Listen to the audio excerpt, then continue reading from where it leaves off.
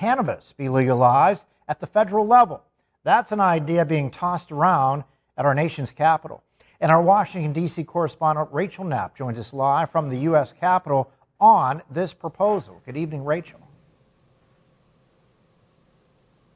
Well, good evening, Mike. While many states have legalized it for both recreational and medical use, it's still a polarizing topic here at the Capitol.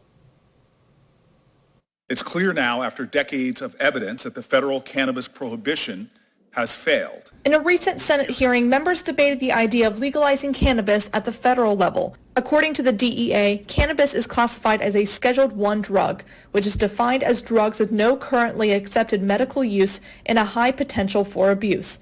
As of right now, 38 states, including the District of Columbia, have legalized cannabis for medical use.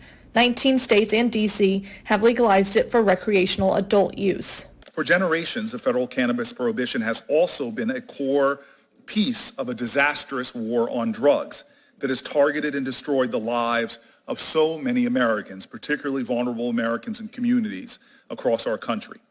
For example, data shows that Black and white Americans use cannabis at roughly the same rates. Yet studies have shown that Black Americans are more than 3.5 times more likely to be arrested for cannabis possession. Those for this proposal say keeping cannabis illegal at the federal level fails to make our communities safer and has impacted low-income communities, while others disagree.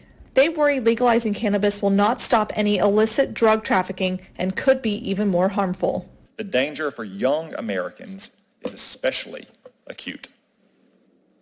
Recent studies link use of marijuana by young people with a higher likelihood of committing violent crimes and suicide. After all, why is marijuana illegal under federal law? It's simple.